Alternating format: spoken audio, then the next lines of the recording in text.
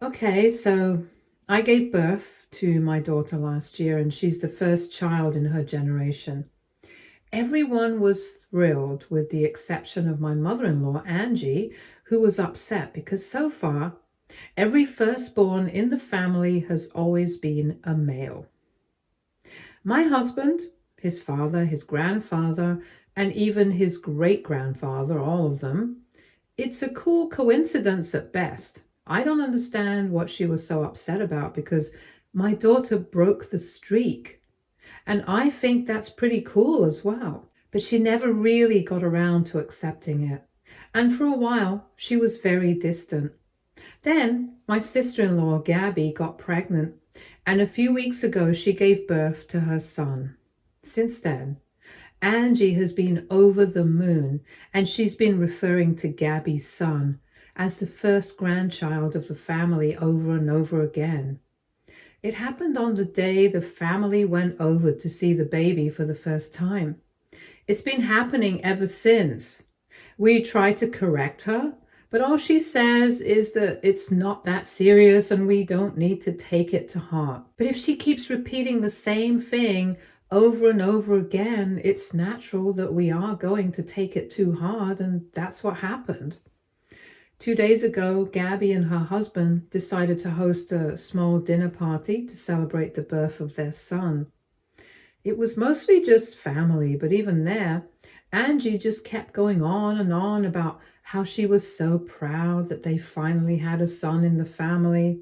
And at one point, while she was making a speech about how grateful she was to her daughter and son-in-law, she actually thanked Gabby for giving her a grandson and not disappointing her certain other people. It couldn't have been clearer that she was referring to me and my husband, and she meant to say that having a granddaughter as the first grandchild in the family was a disappointment for her. I was so shocked when she said that I couldn't even believe it. So far, we had all been ignoring her comments about this because we knew that she had grown up in a really regressive and conservative environment. So she had always been like this. But this was a comment that could not be brushed under the carpet and ignored. So my husband snapped at Angie and told her that if she was so disappointed, then from now on, she had no need to show up at our house to interact with her granddaughter, and she could just pretend that she only had one grandson and go on with her life. And I guess everybody else had had enough of her as well, because even Gabby told Angie that the things that she had said were really wrong. So she would really appreciate it if she left and believed that it would be for the best if she stayed away from her grandchildren for a while, because she was clearly not ready to be a grandmother right now. When Angie realized that she might lose contact with both her grandkids, because both her kids were really mad at her, that's when she started pretending as if this was all a big joke and we were overreacting. She said that it was all just silly banter and we didn't need to feel so bad about it and overreact. But I told her that even if it really was banter, it didn't matter because nobody enjoyed this kind of behavior, and I didn't want her anywhere near my daughter anymore. She started arguing with me, saying that as a grandmother, she had every right to meet her grandkids, and we were not going to stop her from that. And she was getting pretty vicious and all up in my face. So my father-in-law had to drag her away and take her back home. After that, the evening was pretty much just ruined. So we had a quiet dinner and everyone went home afterwards. Since then, we didn't hear from anybody in the family until this morning when my father-in-law called me up and said that Angie wanted to apologize to both of us. But I told him that we were not interested in speaking to her. And that's when he said that we were being unfair because the least we could do was give her a chance to fix her mistakes. And if we refuse to do that, we are no better than her. So now my husband and I don't really know what to do. WIBTA if I refuse to give my mother-in-law a chance to apologize? for saying that I disappointed her by not giving her a grandson? Update 1. Hi, thank you so much to everyone who commented. It really means a lot to us. It's been 2 days since my father-in-law's phone call, and later that day, I decided to call Gabby up as well to ask her if she had received any calls from her father. She said that she had, and even she had had the same response, that she was not going to speak to her mom right now. Everything was really fresh and raw, and she was just not in the mood to interact with her at the moment. Her dad tried to play the same card on her as well, and said that if she did not even give her mother a chance to apologize, then she was no better. But whereas I had let it go without arguing, Gabby was not one to let things go so easily. She told us that she got into a really bad fight with her father over this, and said that right now she's on bad terms with both her parents. Apparently, her dad tried to say that because her mother had been raised in a family who believed that sons were more important than daughters, she also reflected the same beliefs. And so we can at least give her the benefit of the doubt and try to give her an opportunity to change. But Gabby said that she was not having any of this because Angie was in her mid-50s now. Times had changed and she had had literally every opportunity to change her mind, but she hadn't done so, and that was simply her own fault. And I got to know a lot of other things also that I didn't have an idea of before. And now that I know, Gabby's decision makes even more sense. Apparently, she had spoken to Angie before about the first grandchild comments, and she had said that it was very insulting to me and my daughter to refer to her son as the first grandchild of the family over and over again. She had tried to get Angie to understand, but she just dismissed whatever Gabby was saying and paid her no attention. So it's not like Angie had no idea. Gabby had tried to explain it to her like everyone else, but she didn't care. So why would we even give her the benefit of the doubt after all this? And another thing that I got to find out was that Angie and Gabby have their own history because due to her attitude, even Gabby had been treated very differently growing up. I became a part of the family through marriage, so by the time I had an opportunity to get to know all of them had already been living separately, so I didn't see the side of Gabby and Angie's relationship much. I had picked up on a few incidents and a little bit of tension, but I didn't know about this in detail. However, I don't find it surprising because knowing Angie, she definitely would have been the kind of mom to prefer her son over her daughter. And she did do so for the longest time. And whenever Gabby would try to confront her mother about it, she would just try to gaslight her and say that it was all in her head. And then both the kids left for college, so the living situation changed, and so did Angie and Gabby's relationship. After she started living away, I guess Angie started feeling closer to both her children and tried to be less partial towards my husband. So their relationship improved a bit, but Gabby never forgot about whatever had happened in the past.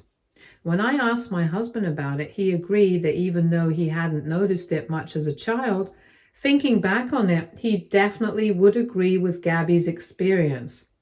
But in spite of that, Gabby and my husband had always had a good relationship as siblings, because I guess my husband was just so incredibly clueless about interpersonal relationships within his family that she couldn't even hold anything against him.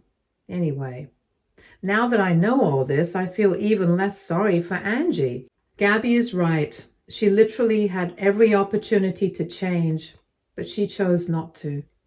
She chose to remain the same person that she is instead of unlearning whatever she had learned before and being a better person. She treated her own daughter differently just because of her gender, even though she could have been a better parent than her own mother was. And now she plans on treating my daughter the same way just because of her gender. But I'm sorry. I'm a better mom, and I'm not going to let my daughter wonder why Grandma doesn't seem to like her as much as her cousin. So until I know for sure that she has changed as a person, I have no intention of letting her interact with my daughter. And I don't even feel bad about it because right now, as a mom, I'm only going to care about my daughter and her feelings. I really don't care if I hurt Angie because she hasn't ever cared about hurting other people. She knew that we were not pleased with her comments about my daughter and how her grandson was the first grandchild of the family, according to her, and how we had disappointed her. Yet she kept on making these comments because she couldn't care less about our feelings. So I don't even understand why my father-in-law expects us to care about her feelings, especially after all the horrible things that she has said. She can continue to be a misogynist. I hardly care about that. All I want to do is to make sure that my daughter doesn't have to face any of that. And I'm going to do whatever it takes to protect her. She's too young for all of this. She's just a little over a year old, and if Angie really was a good grandmother, she wouldn't have even thought of any of this in the first place.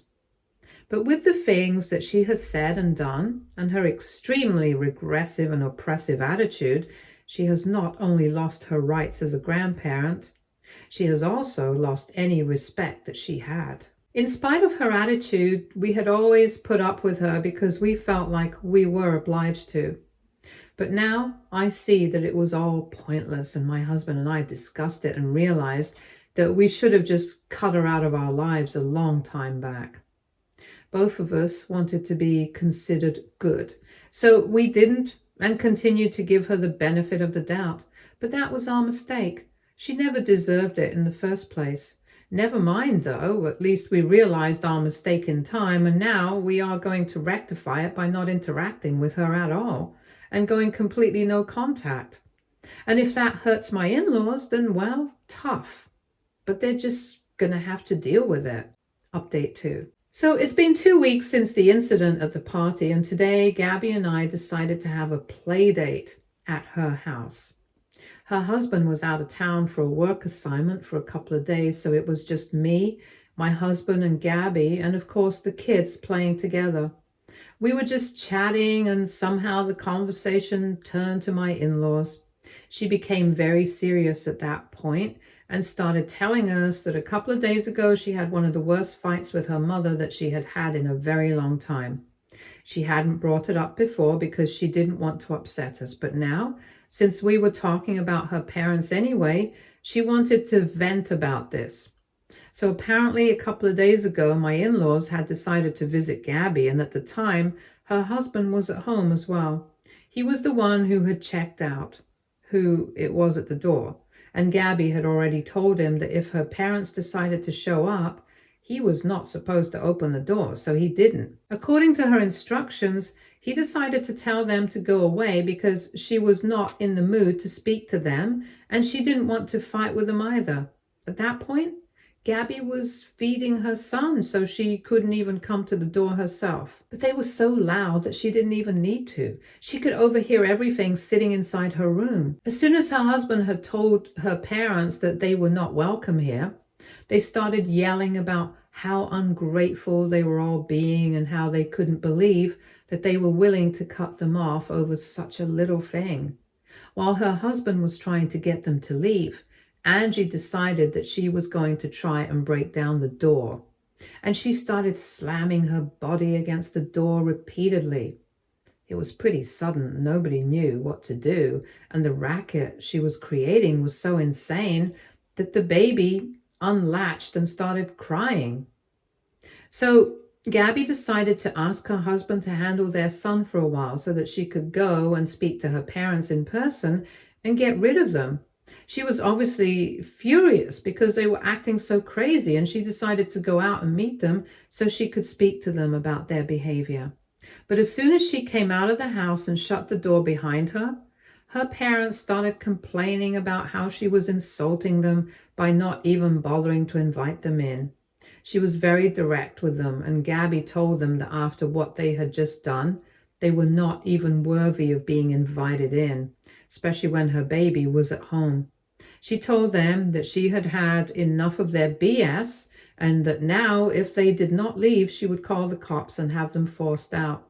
And she would make sure to upload that security footage of them being dragged away by the cops everywhere so that everybody in the family found out how disgraceful they really were.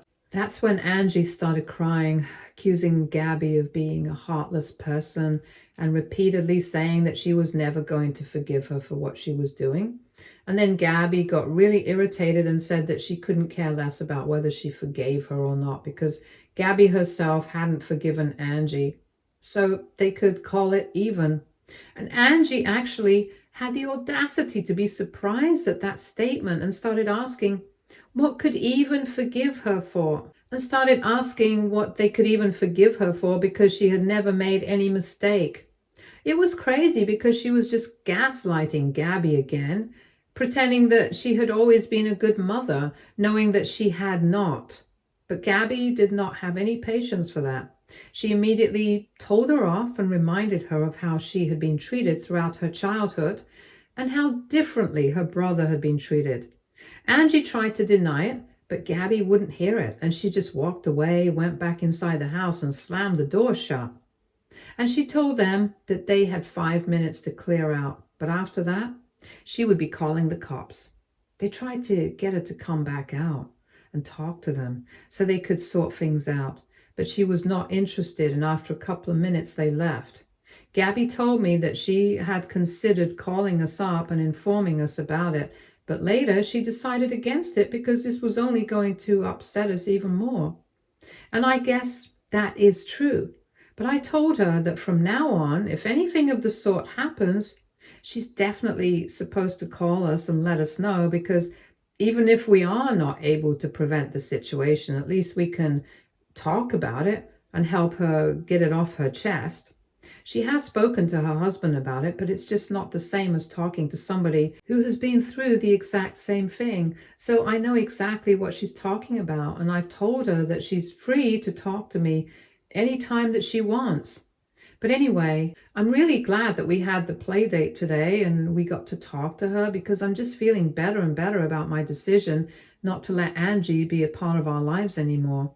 She clearly does not deserve it. She never did, and she never will. And the sad part is that she doesn't even realize that she's making things worse for herself by acting like this. After hearing what Gabby went through, my husband and I have actually decided to increase the security around our house because there's no telling what she might get up to. It's clear that she's desperate, and I don't trust her. Update 3. So I'm really glad that we had that chat with Gabby, because that way we knew exactly what to expect. We hung out with her a couple of days ago, and today my in-laws decided to pull off the same stunt on us. Thankfully, our daughter was not at home today. She was spending a day with my parents because my husband and I were going out for lunch with a couple of our friends. We were both getting dressed when we heard the bell ring, and when I went to check, I was not very surprised to see my mother-in-law and father-in-law standing outside. I told my husband who it was, and instead of wasting our time trying to keep them away, I just opened the door with my husband by my side and told them I knew that they were here to demand to talk to us and sort things out. But we were not interested, especially after whatever had happened with Gabby. We were absolutely not inclined to interact with them at all, and they would do well to remember what exactly Gabby had threatened them with. Because we were going to do exactly the same thing, and on top of that, we would not hesitate to call the cops. So if they knew what was good for them, they would just leave us alone.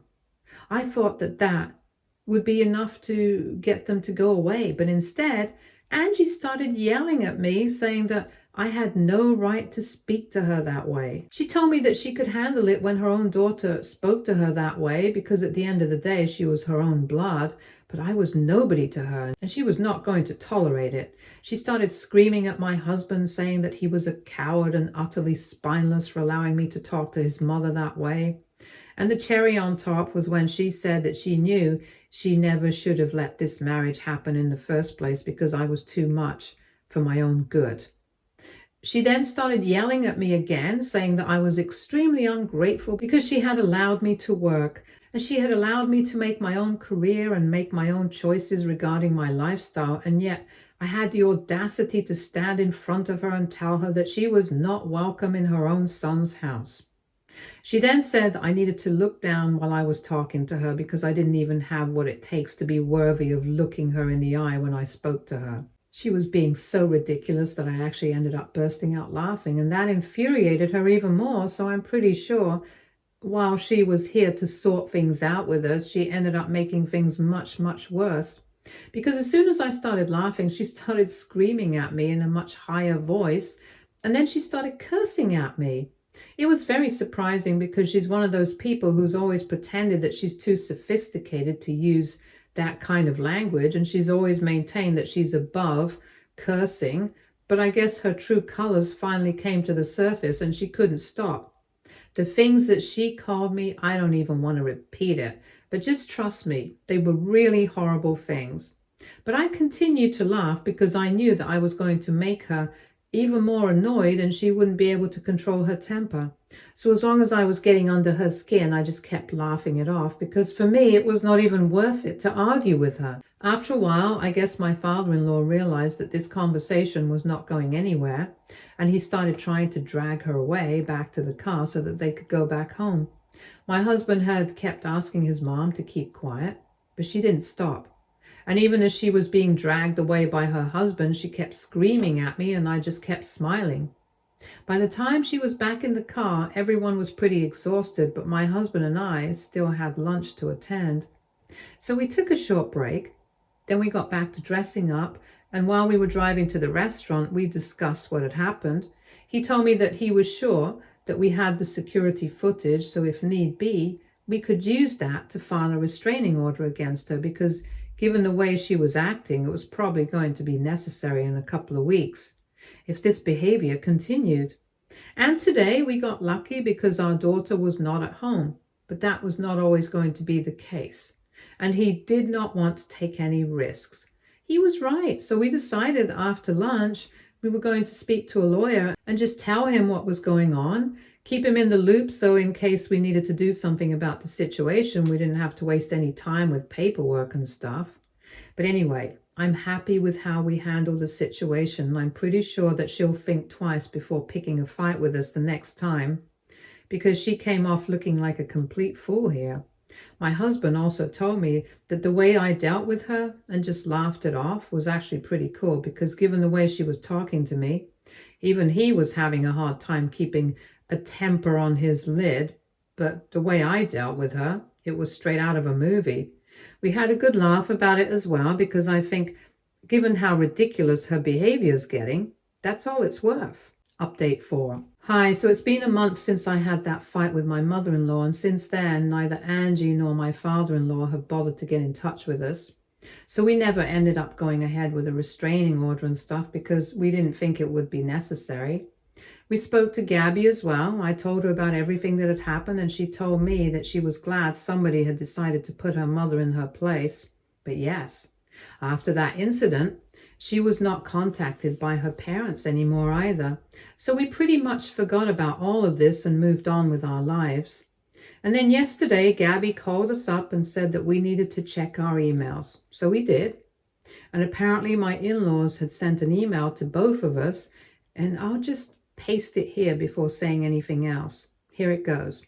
We are aware of the fact that everyone is very disappointed with us right now, and we are really ashamed of ourselves. We are also very sorry to everyone who we have hurt, our children and their parents, and also we are sorry for whatever we have put our grandchildren through because we really never intended for that to happen. Anyway, the point is that we are really sorry and that we are ashamed of ourselves, and we are never going to bother you people again unless you guys forgive us. You know where to reach us, so if at any point you feel like you want to talk to us and forgive us, then please do so. But until then, we will be keeping to ourselves, and we truly hope that this apology will be accepted. Thank you so much. So that's what they sent, and we have mixed feelings about it. On the one hand, the apology feels pretty sincere, but on the other hand, we really don't know what to think about it because lots of things have happened, and a significant amount of time has passed as well, so I really don't know. For now, I guess no matter what Gabby decides, I'm going to keep my distance from them. And actually, as for what Gabby's going to do, we don't even know about that. Even she's very unsure of what she wants because this email has really thrown us all off. However, they have said themselves that they're going to wait for us to forgive them, so I guess that's what they're going to have to do. The tone of the email made me feel really bad, but ultimately, I cannot forget about everything that has happened in the past. Update 5. So it's been 2 weeks since that email, and Gabby has decided to talk to her parents so they can try and sort things out. But my husband and I are still holding out on our decision. Just to be clear, we don't have anything against Gabby and her decision. She's free to do whatever she wants, and I think it's completely fine if she wants to give them a second chance. In fact, we have even spoke to her, and we have asked her to let us know whether she thinks that they're real or not, and if they are, then we might talk to them as well. But for now, we are going to keep our distance, like we had decided originally. My in-laws have stuck to their end of the deal, though. They haven't tried to contact us after that email, and Gabby told me that the last time that she met her mom, she was asking me and my daughter as well. And apparently she seemed to be genuinely upset about everything that had gone wrong. She wanted Gabby to tell me that she was sincerely apologetic for everything and wanted me to know that she had started therapy because clearly she had a lot of stuff to unpack and it was none of my problem, but all of hers. She also wanted to apologize for everything that she said during the last fight we had. And I'm actually pretty surprised that she's taking this so seriously. But I guess people can change. I still don't know if I'm going to forgive her, but it's good to know that she's at least making an effort. Stay tuned for more stories from our girl relationships.